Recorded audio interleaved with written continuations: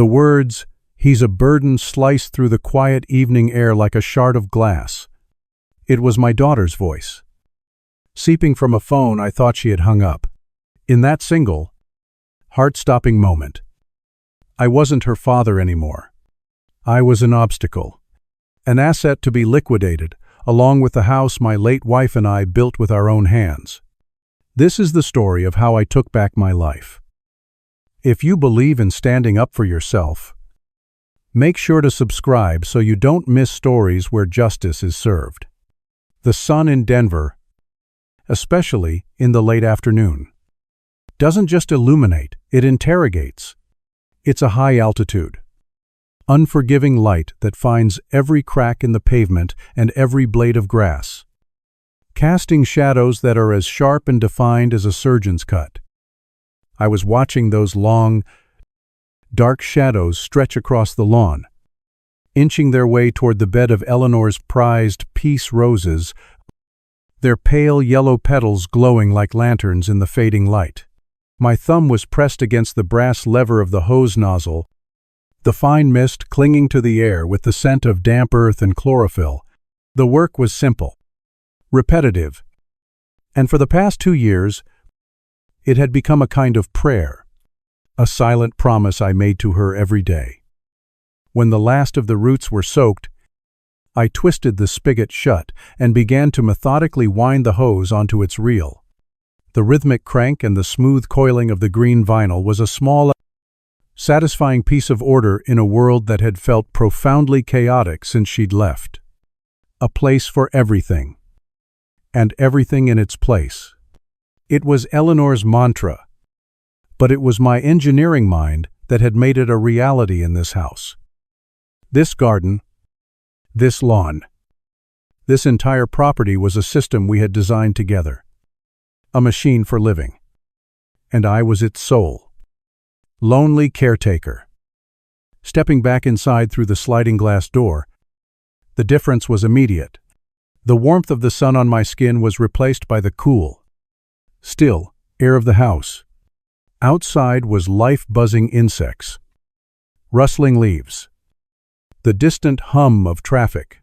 Inside was silence, not a peaceful silence, but a heavy, profound quiet that seemed to absorb sound, to swallow memories. It was the kind of silence that has a physical weight, pressing down on your shoulders, settling deep in your chest. I hung the dish towel back on the oven door after drying my hands. And my gaze, as it always did, found our wedding photo on the mantel above the fireplace. I walked over and picked up the heavy silver frame. There we were, barely 22, grinning with the kind of unshakable confidence only the very young possess. Eleanor's head was tilted against my shoulder, her dark hair a stark contrast to my own, which was once just as dark and thick. We had no idea what was coming. The triumphs and the heartaches. The children. The quiet years. We only knew we were starting. And this house was meant to be our finish line. I could still remember the arguments, the happy, passionate debates over the blueprints spread across a rickety card table in our tiny apartment. She wanted a bay window in the breakfast nook for her herbs. I insisted it would compromise the insulation. She won. Of course.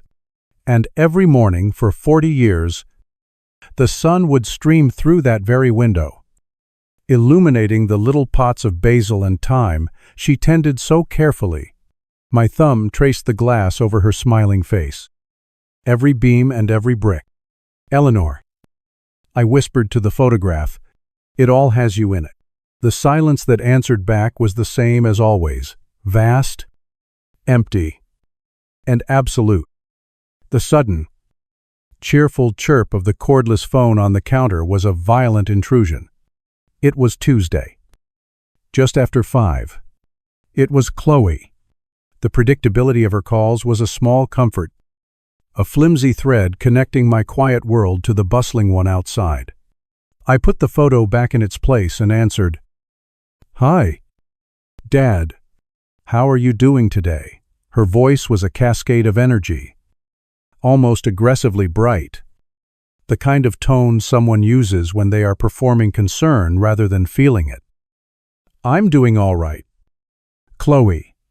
Just finished up in the garden. Your mother's roses are really putting on a show this year. Oh? That's so great to hear. Dad? A slight pause. Are you sure you're eating enough? I was just telling Mark. I worry you're just having canned soup for dinner every night. You need real food. I had roast chicken last night. I said. The lie was small and practiced. It had indeed been chicken, but it had come from a can, mixed with some rice. Details like that, I learned, only caused more of her performative worrying, which was more exhausting than simply eating the soup. How are things out in Phoenix? Is Mark enjoying his conference? Oh, you know how he is. All business. She laughed lightly. He's in meetings from dawn till dusk. Some big real estate investment summit. I'm mostly just hiding from the heat by the hotel pool. It's 105 degrees out here. She sighed dramatically. Listen, Dad, I've actually got to run. My spa appointment is in 10 minutes. I just wanted to check in and hear your voice. I love you. I love you too. Sweetie, have a good time. Thanks. Dad, talk soon. I heard a faint click, the sound of a button being pressed on her end. I was about to place the phone back into its cradle, my mind already drifting to what can of soup I might have for dinner, when a man's voice trickled out of the earpiece. It was Mark. The connection hadn't been severed. Did you ask him yet? His voice was impatient, stripped of the jovial tone he always used with me. My hand froze in midair. A sudden, cold dread washed over me, prickling the back of my neck. I held the phone to my ear, barely breathing. Chloe's voice was back, but the bright, energetic daughter was gone. This voice was flat, tired, and laced with an irritation I knew all too well. No, not yet. Mark, I couldn't. He sounded fine. He was talking about the roses. Fine isn't the point. Chloe. Mark's voice was sharp now, cutting. The point is, he's a 72-year-old man living alone in a 5-bedroom house. It's not safe. It's not practical. And frankly, it's a waste of a massive asset. There was a rustling sound, like he was shuffling papers. I ran the comps again this morning. The property value is stable, just shy of $900,000. That's our down payment on the Boulder house. Honey, that's the new life we've been planning. I stood rooted to the floor of my kitchen, a trespasser in my own life, my home. My sanctuary, the place where I had raised my children and held my dying wife's hand, was being discussed as comps and a massive asset, a down payment, my entire world, reduced to a number on a spreadsheet. I know. Mark. I know. Chloe's sigh was heavy. It's just, he's my dad. It feels ghoulish. What's ghoulish is him rattling around in a house that's half empty while we're stuck in that cramped rental. Mark shot back. He's a burden. Chloe. We're driving to Denver every other month. You're on the phone with him constantly. It's a drain on us. A drain on our finances. On our time. A burden. The word didn't just enter my ears. It felt like it had been physically injected into my bloodstream. A cold poison spreading through every vein. A burden. I gripped the granite countertop to steady myself, my knuckles turning white. The solid, cool stone was the only thing that felt real. We'll find him a nice place." Mark continued, his tone softening into a parody of reason. "One of those top-tier assisted living communities. He'll have people his own age. Organized activities. 3 meals a day. It's for his own good. He's too stubborn to see it. But this is what's best for him." Then came the blow that finally shattered me. It was Chloe's voice, accompanied by a small, dry, dismissive laugh. A laugh, as if they were discussing a difficult child, not the man who had taught her to ride a bike on this very street. "You're right," she said, the last vestiges of her conflict gone. "I know you are. He won't even know what's happening. We'll frame it as us being worried about him falling. About his safety. He'll fight it at first. Of course. But he'll come around. He always does." The line finally went dead. The abrupt buzz of the dial tone was deafening in the crushing silence that followed. Slowly, deliberately, as if moving underwater, I placed the phone into its cradle. For a long, silent minute, I just stood there. The grandfather clock in the hall began to chime for 6 o'clock. Each resonant dong a funeral bell for the family I thought I had. My legs finally gave way, and I sank heavily into a kitchen chair. My life, my future, had been decided for me in a 2-minute conversation I was never meant to hear. They saw me as an obstacle, an inconvenience whose life could be neatly packed up and put away to make room for theirs. My unfocused gaze drifted around the room, over the familiar objects that suddenly felt like they belonged to a stranger. It snagged on a small, cluttered shelf by the phone. Tucked behind a stack of mail was a worn, black leather address book. Eleanor's, her perfect, elegant, cursive, filled its pages. I remembered her sitting right here at this table, updating it, her brow furrowed in concentration. My hand, trembling slightly, reached out and took it.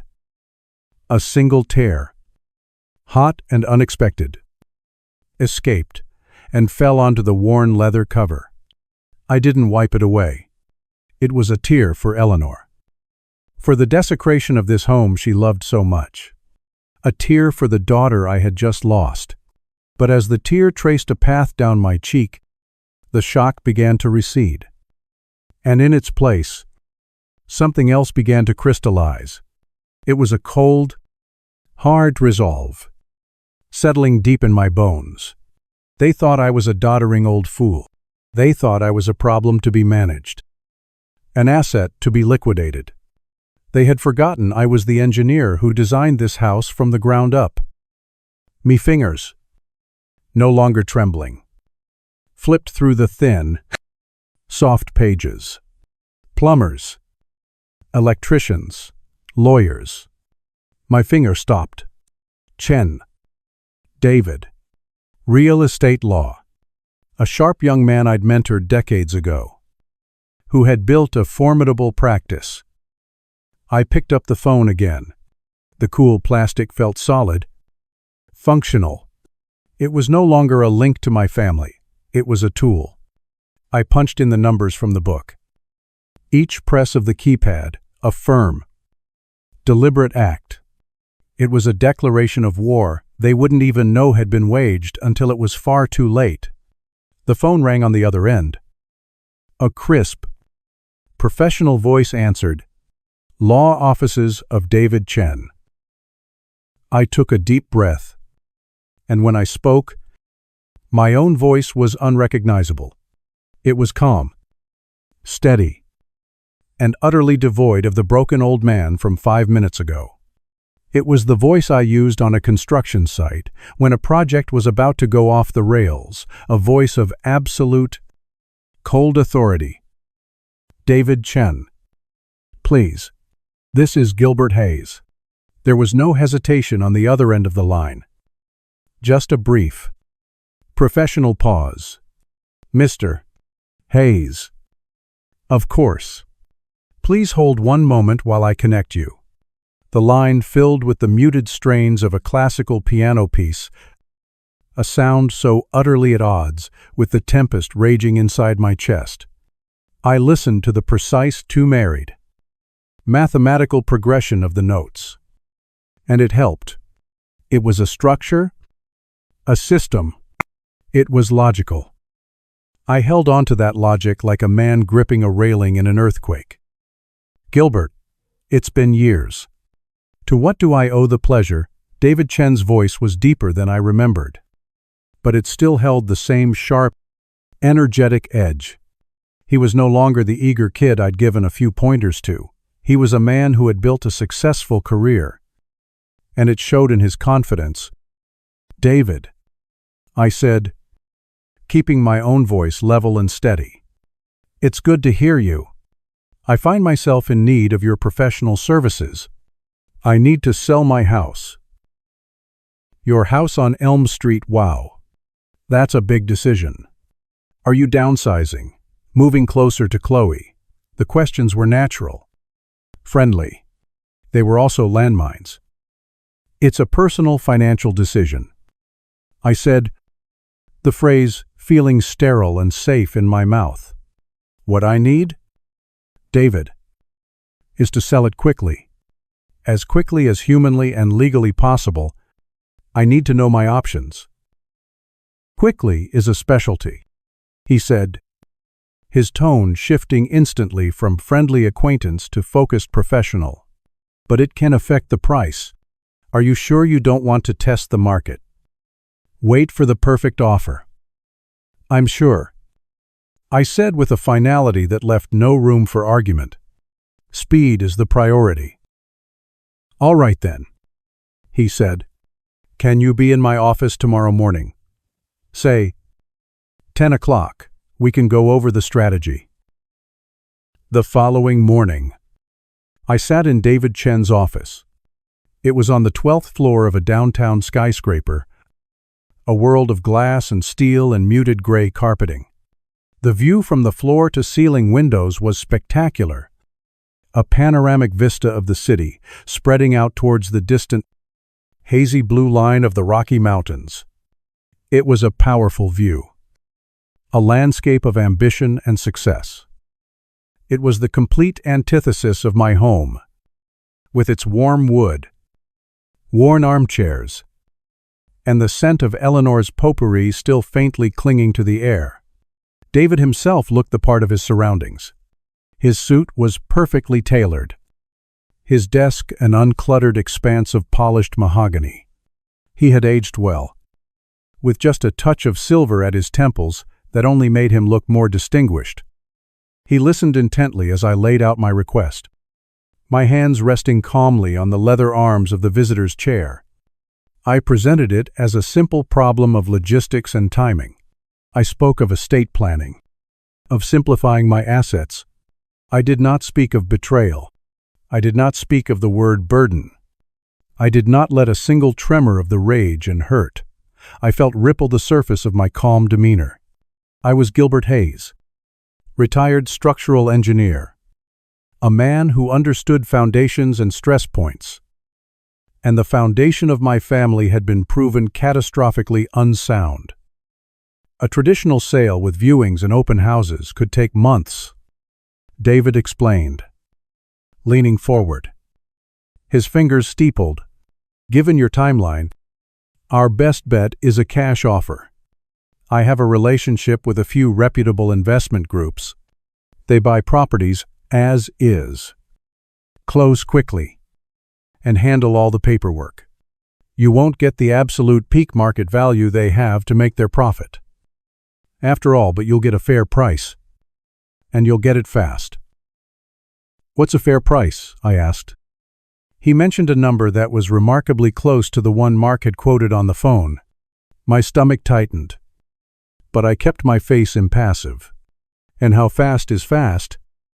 If we get an offer this week, we could potentially close in as little as 10 days. Maybe even a week. If the title is clean, which I'm sure it is, that would be acceptable.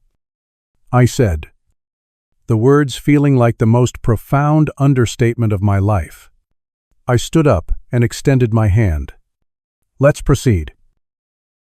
The next 2 days were a masterclass in deception, and I was the star pupil. I answered the phone when Chloe called. Listening to her chatter about the hotel's amenities and the ridiculous price of a poolside cocktail, I played the part of the slightly lonely, slightly bored father, puttering around his big, empty house. Every word was a lie. Every calm response was a carefully constructed facade over a maelstrom of activity. Between her calls, I was gathering financial documents, sorting through 40 years of paperwork, and preparing for the monumental shift I had set in motion. The call from David came on Thursday afternoon. I was in the garage, staring at a set of Eleanor's old gardening tools. When my cell phone vibrated in my pocket, my heart hammered against my ribs. Affrontique. Trapped bird. Gilbert, I have news, David said, his voice clipped and efficient. The investment group I mentioned came through. They've seen the property records and the photos from the last appraisal.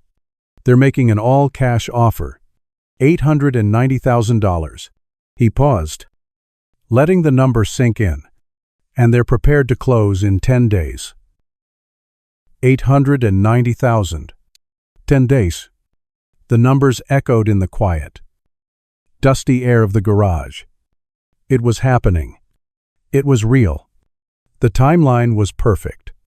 Clue and Mark were due back in 11 days. The precision of it all was terrifying and exhilarating. I accept, I said, my voice hoarse. I cleared my throat. I accept the offer. Send me the paperwork. That evening, as I was sitting down with a bowl of soup that I couldn't bring myself to eat, a video call request popped up on my tablet. It was Chloe.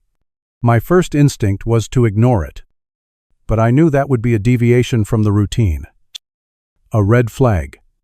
I took a deep breath, composed my features into a mask of placid neutrality, and accepted the call. Her face filled the screen, tanned and smiling, with oversized sunglasses perched on her head. Behind her, the impossibly blue water of a resort pool glittered under the Arizona sun.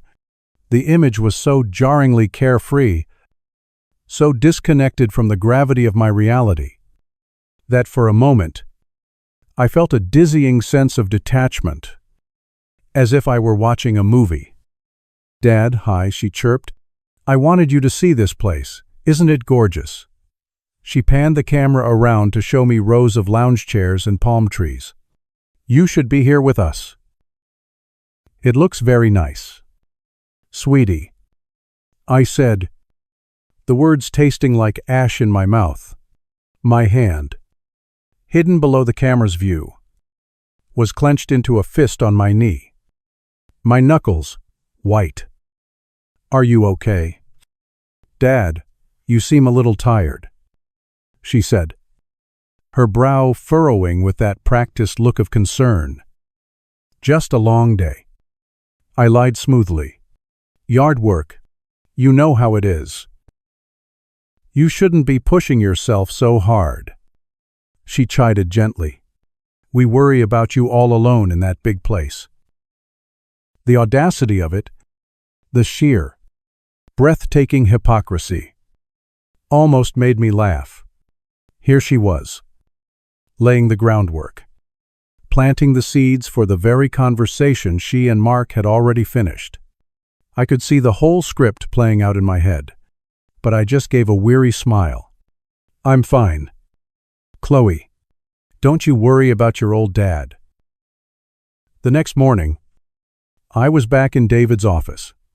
The purchase agreement was spread out on the polished mahogany table, a formidable stack of paper filled with clauses and subclauses. I took my time, reading through every line. As an engineer, I understood the importance of the fine print, I was not about to let emotion cloud my judgment now. David sat patiently, answering my questions. His respect for my diligence, evident. When I was satisfied, he slid a pen across the table. I picked it up. It felt impossibly heavy. This was the point of no return. With a few strokes of ink, I would be signing away the repository of my entire adult life. The walls that had seen my children grow, the floors that had supported me as I grieved, the roof that had sheltered my love for Eleanor.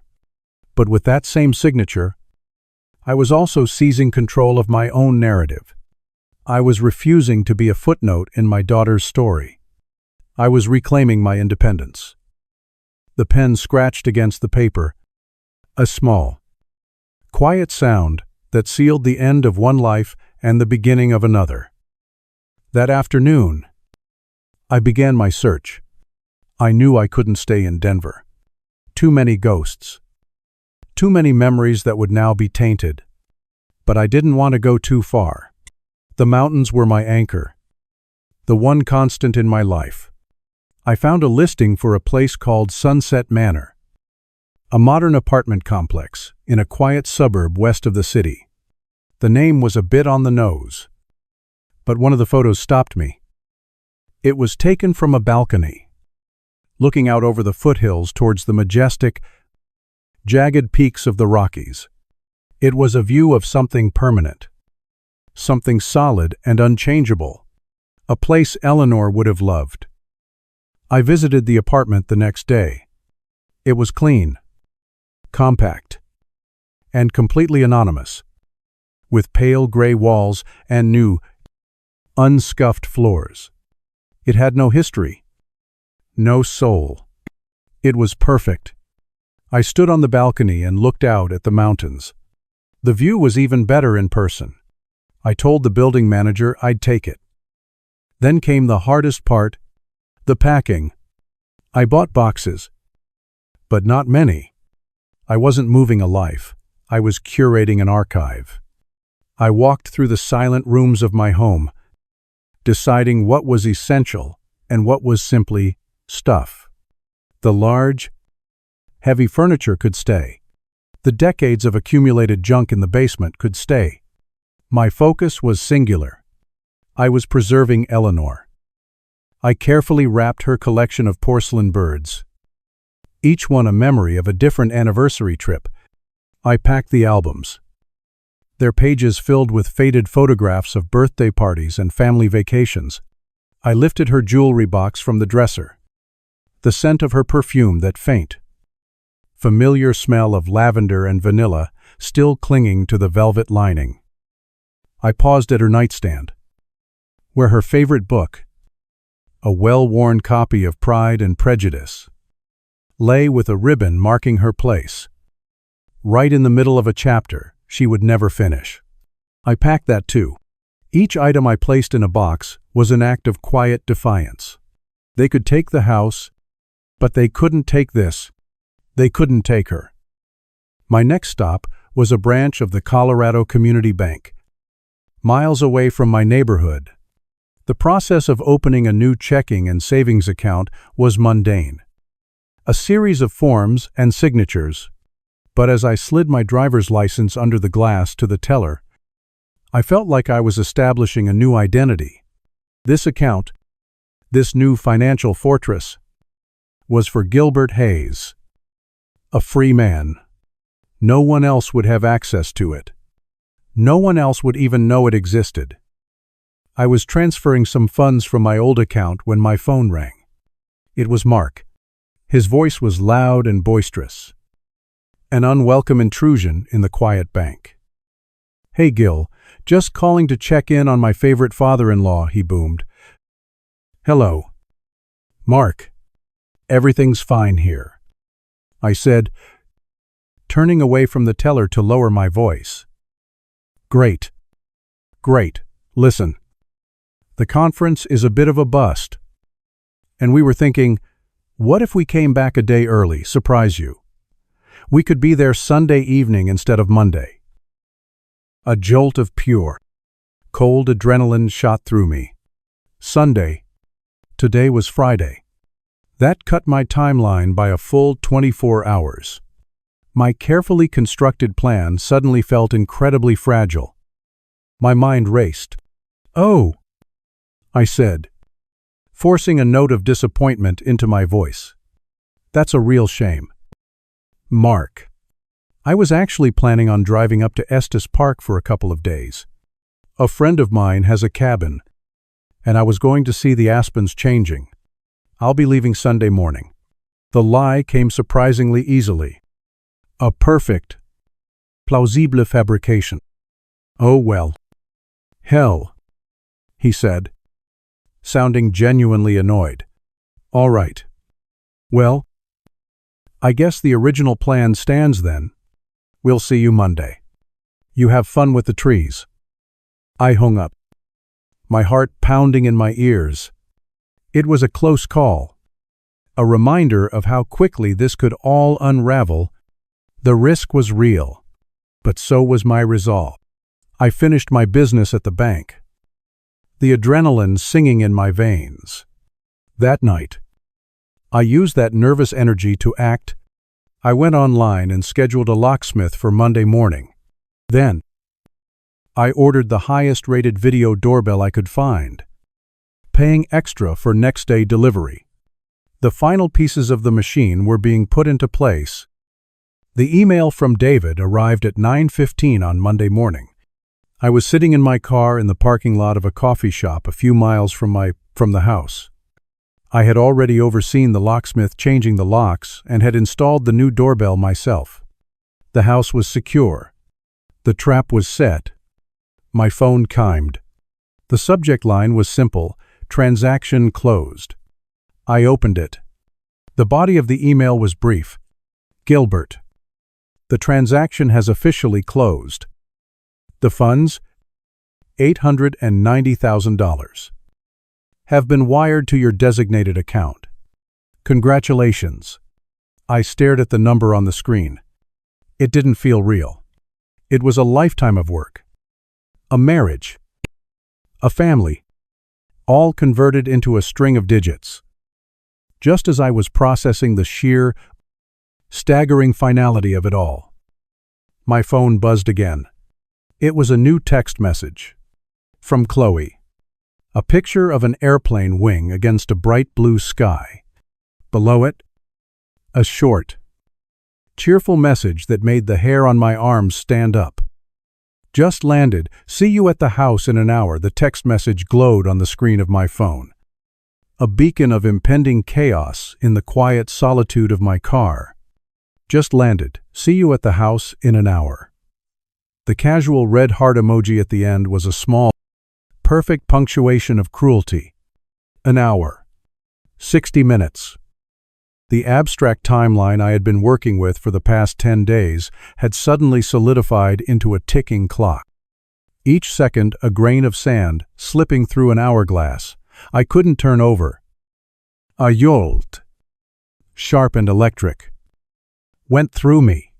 For a moment, my breath caught in my chest. This was it. The point of no return had been passed when I signed the papers. But this felt different. This was the precipice. This was the moment before the controlled demolition. My carefully engineered plan was about to collide with their blissful, arrogant ignorance. My hand, I noticed, was shaking slightly as I put the car in gear. I pulled out of the coffee shop parking lot, my movement stiff and overly precise. I drove not towards my new H-Profit, anonymous apartment, but back towards Elm Street. There was one final task to perform.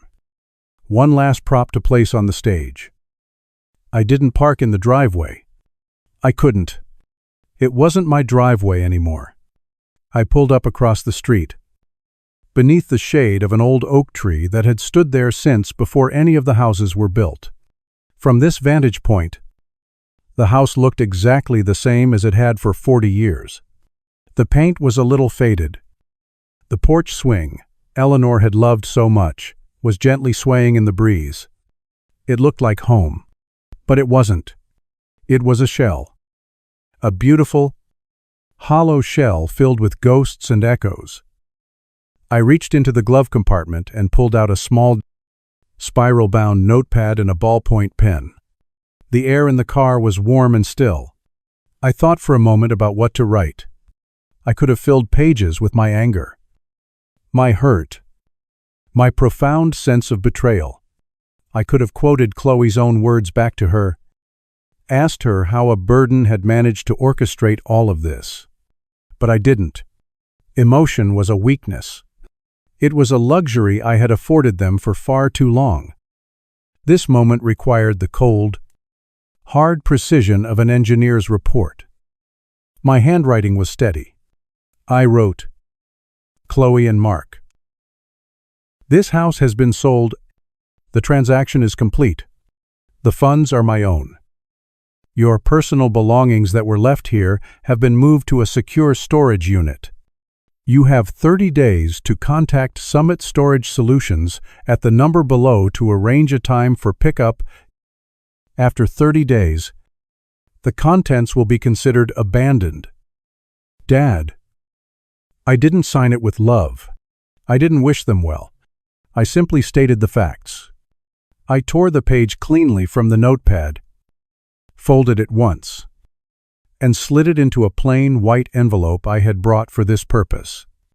On the front, I wrote their names, Chloe and Mark.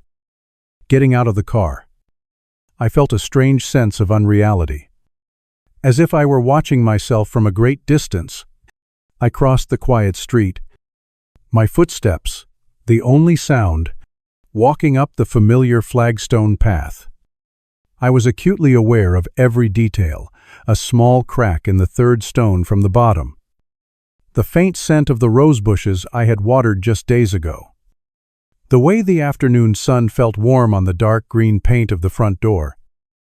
I didn't try the doorknob. I knew it wouldn't turn.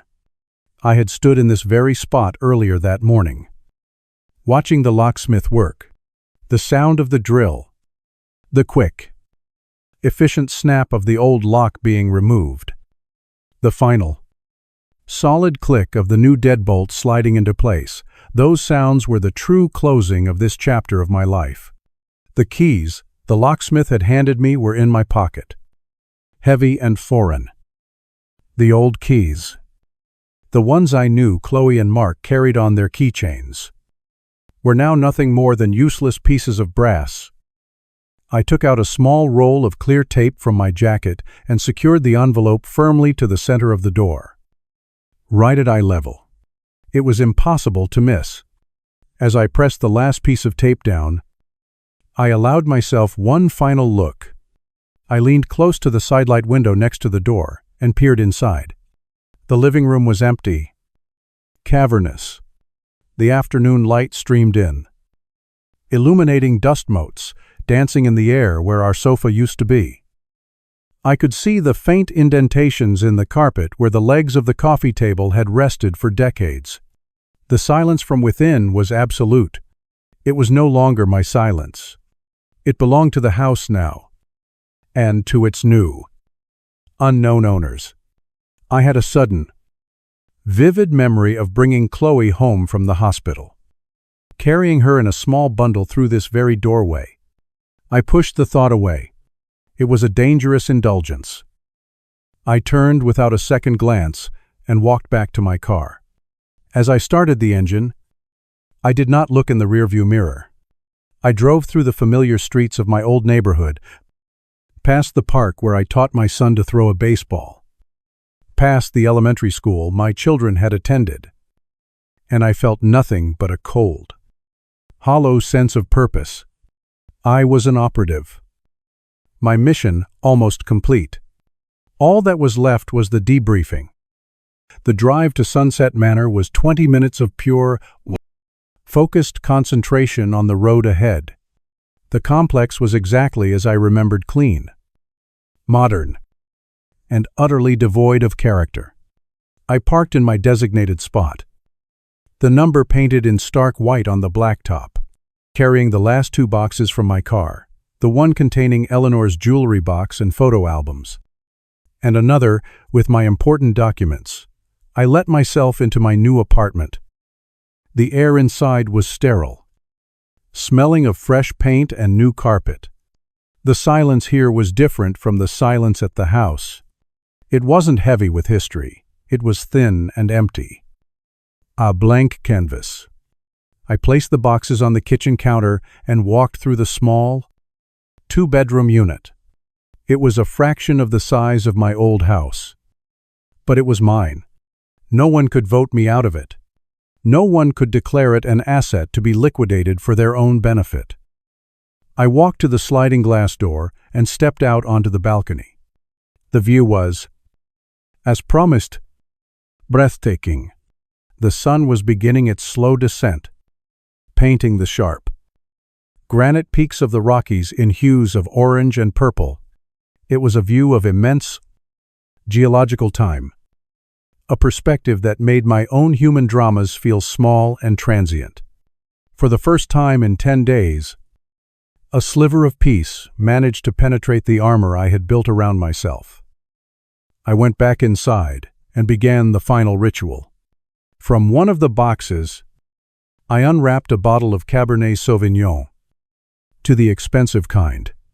Eleanor and I only opened on special anniversaries. I opened it.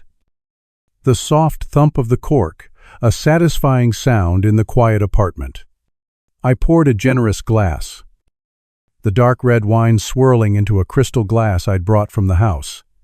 Then, I took my tablet, propped it up on the kitchen counter, and opened the app for the video doorbell. The screen flickered to life, showing me a crisp, wide-angle view of the front porch on Elm Street. My front porch. The envelope was still there, a stark white rectangle against the dark green door. The porch swing moved slightly in the breeze. The street was quiet. All was still. I sat on a bar stool, took a slow sip of the rich, dark wine, and I waited. The minutes ticked by, each one stretching into an eternity. I watched the shadows lengthen on the digital porch. I drank my wine.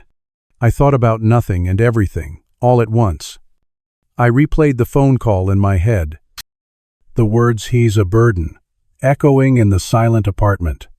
Any flicker of doubt I had, any pang of guilt, was immediately extinguished by the memory of that phrase, of my daughter's casual, dismissive laugh. My phone, sitting on the counter next to the tablet, suddenly buzzed. The vibration startlingly loud. A notification banner appeared at the top of the tablet screen. Motion detected at your front door. My heart leaped into my throat. I leaned forward, my eyes glued to the screen. A moment later, their car, a sleek, silver SUV I'd helped them buy, pulled into the driveway. The sound came through the tablet speaker a second later. Tinny and distant, the crunch of tires on gravel, the slam of car doors. They emerged, laughing about something. Mark slinging a carry-on bag over his shoulder. Chloe stretched her arms over her head, looking up at the house. A picture of a triumphant daughter returning home. They looked happy, relaxed, completely oblivious. They looked like predators who had just successfully cornered their prey and were now sauntering in for the kill. They walked up the flagstone path, their footsteps echoing slightly through the speaker. God, it's good to be home, Chloe said with a sigh. I can't wait to take a real shower and get out of these travel clothes. They reached the front door. Chloe, fumbling in her purse, pulled out her keychain. I could see the familiar brass key, the one that had opened this door for her entire life. She slid it into the brand new lock. She turned it. Nothing happened. The deadbolt didn't yield. She frowned, a small, puzzled expression on her face. What the? She jiggled the key, pushing the door with her shoulder. It was solid. The lock is stuck or something. Here. Let me, Mark said, stepping forward with an air of masculine confidence. He took his own key out. You probably just have to force it a little. He pushed his key into the lock, much more aggressively than Chloe had. He grunted as he tried to turn it, putting his shoulder into the door. The only result was a solid, unmoving thud. His confident expression dissolved into one of frustrated disbelief. What the hell is wrong with this thing? He was about to try again when his eyes fell on the white envelope taped to the door. He stopped, his gaze fixed on it. "What's this?" he muttered, annoyance clear in his voice. He ripped the envelope from the door, tearing it in his haste. He unfolded the single sheet of paper. I leaned closer to the screen. My wine forgotten. I watched his face. Through the slightly distorted, fisheye lens of the camera, I saw the full spectrum of his realization. And it was a masterpiece of silent film. First, confusion, as his eyes scanned the first line. Then, a flicker of disbelief, his head shaking slightly, as if to clear it. Then, his eyes widened. The dawning horror, unmistakable, as he read the part about the storage unit.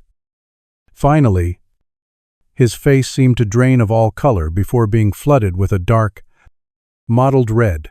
His jaw clenched, and his eyes, even from this distance, looked like burning coals of pure, unadulterated rage. He didn't speak. He just slowly, menacingly, lowered the letter and held it out to Chloe.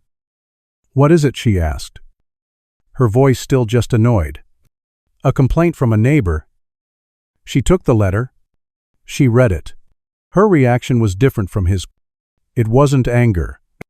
Not at first. Her hand flew to her mouth, her eyes wide with shock. A small, strangled sound escaped her lips. She read it again, her head shaking back and forth. Her perfectly tanned face, now a pale, ghastly white. "No," she whispered, the sound barely audible. "No. No." He wouldn't? He couldn't. Then she looked up, her eyes wild with panic, and screamed. "He sold it." She whirled on Mark, her panic instantly transmuting into furious blame. "This is your fault," she shrieked, shoving the letter against his chest. "This was your stupid, greedy idea." Mark's face was a thunderous mask. He grabbed her wrist, his voice a low, venomous snarl. "My fault. You were the one complaining every single day about being broke. You were the one who couldn't wait to get your hands on this place." He shook his head, a bitter, mirthless smile twisting his lips. "Besides, honey, we have much bigger problems now. I lost my job last week." The words, spoken in Mark's low, venomous snarl, hung in the air between them, more solid and impassable than the newly locked door at their backs. "I lost my job last week." It was a second, more devastating explosion, a shockwave that followed the initial blast. And I watched through the impersonal lens of the doorbell camera as the fallout settled over them. Chloe, who had been a tempest of righteous fury just a moment before, seemed to deflate. The anger vanished from her face, replaced by a slack-jawed Beckett, hollow-eyed horror.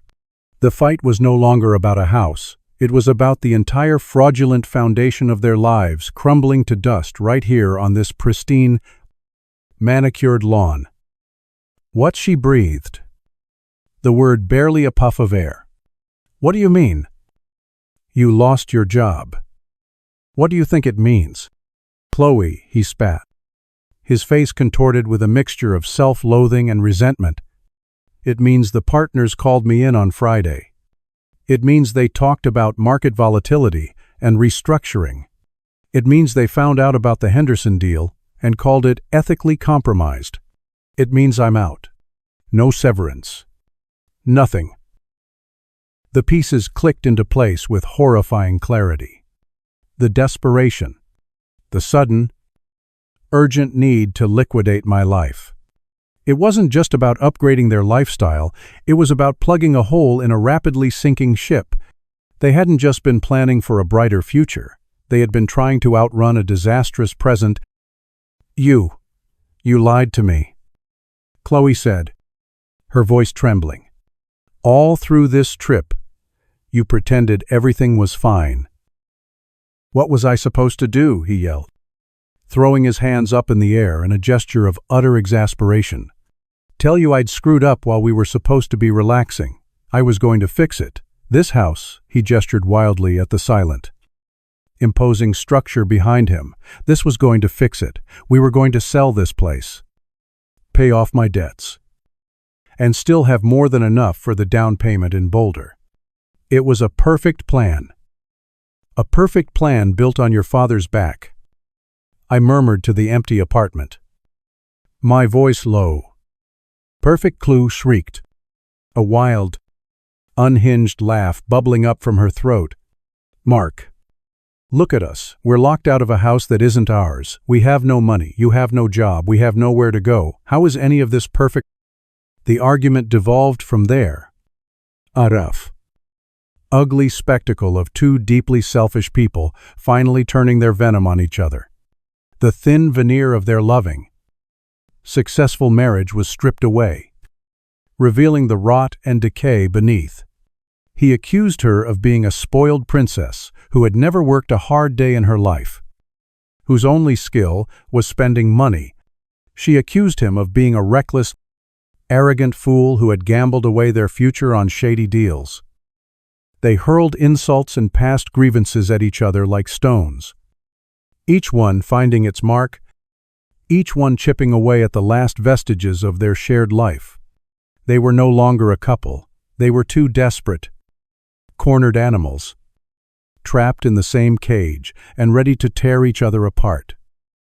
I watched it all, a silent, unseen god of their own making, presiding over their personal apocalypse. And then, as quickly as it had begun, the fire seemed to burn itself out. There was nothing left to say, nothing left to blame. There was only the stark, ugly truth of their situation. Mark stood panting, his face flushed, his fists clenched at his sides. Chloe, her body racked with dry, shuddering sobs, sank down onto the top step of the porch, the one her mother had always decorated with pumpkins in the fall. She buried her face in her hands, her shoulders shaking with a despair, so complete it seemed to suck the very air from around her. Mark stared at her for a moment, his expression unreadable. Then he turned. Low, guttural roar of pure, impotent rage tearing from his throat.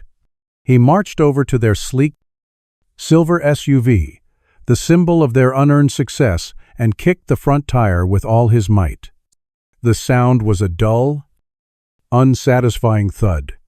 He kicked it again, and again, grunting with the effort, until he was just a pathetic, flailing man, attacking an inanimate object that refused to give him the satisfaction of braking.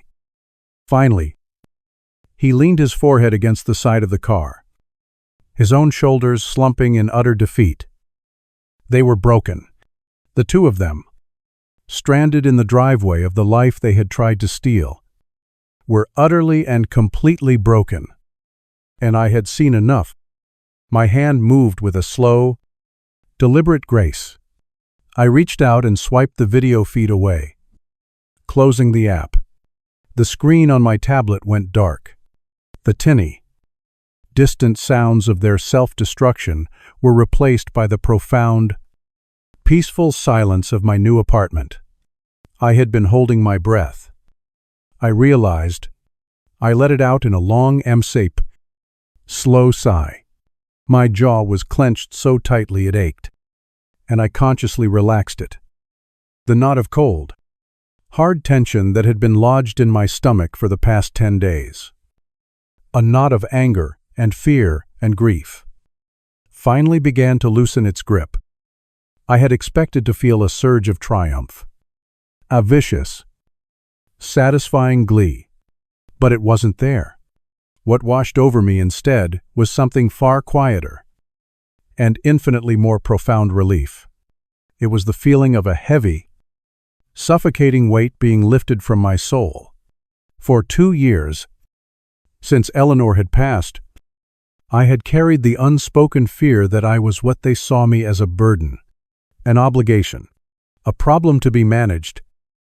In one swift, surgical act, I had not only protected myself, I had excised that fear from my life completely. I was not a burden. I was the architect of my own fate. I picked up my wine glass, the stem cool against my fingers, and walked out onto the balcony. The sun had finally dipped below the horizon, and the sky was a breathtaking canvas of deep indigo and soft, bruised purple. The first city lights were beginning to twinkle to life across the sprawling expanse of Denver below.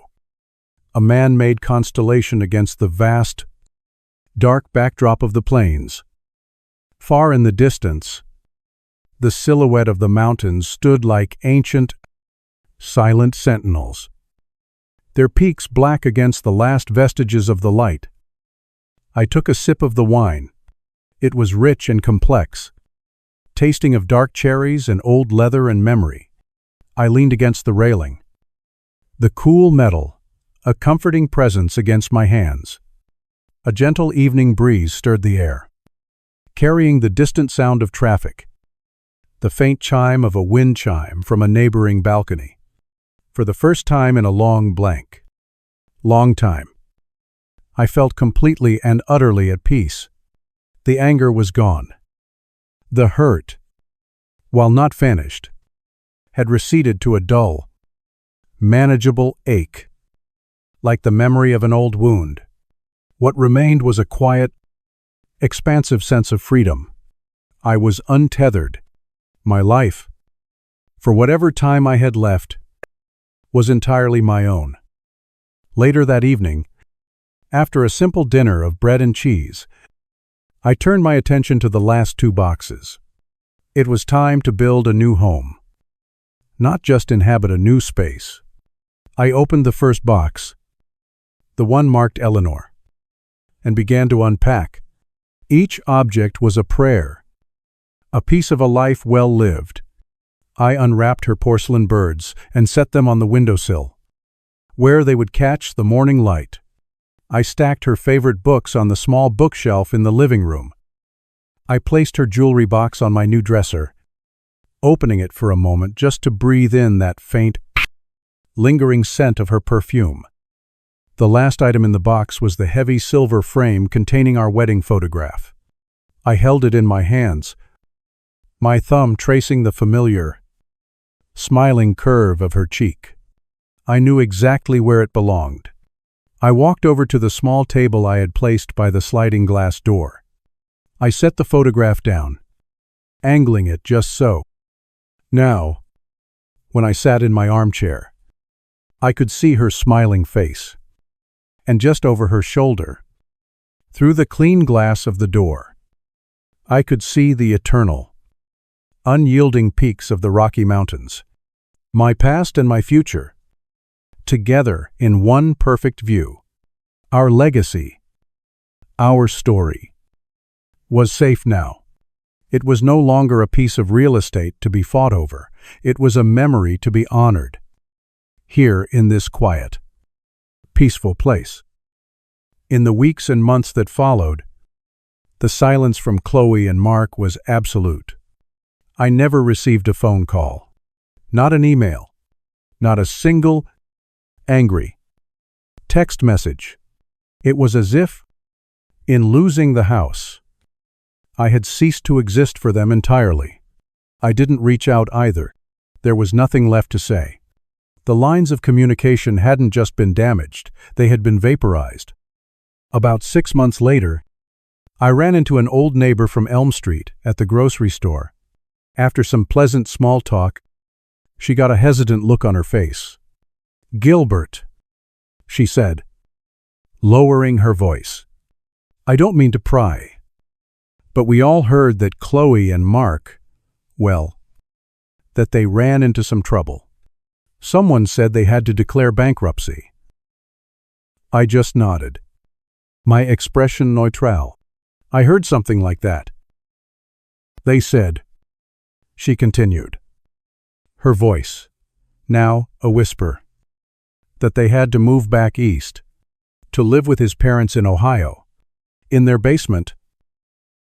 I thanked her for the information and finished my shopping. As I drove home, I didn't feel a shred of pity. I felt only a profound sense of cosmic balance. They had wanted to put me in a home, to confine my life to a single room. Instead, they had confined themselves, their grand ambitions reduced to a subterranean life in a Midwest basement. A fitting end for a future built on greed.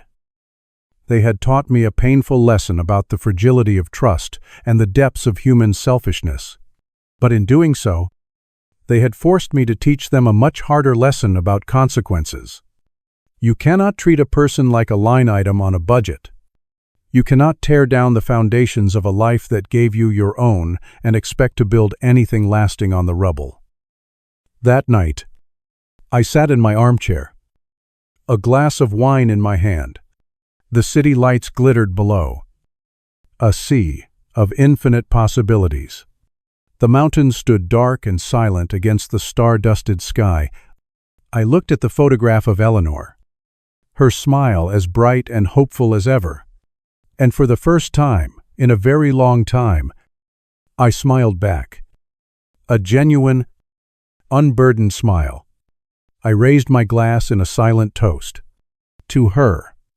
To us, to the quiet, beautiful, and blessedly free life that lay ahead.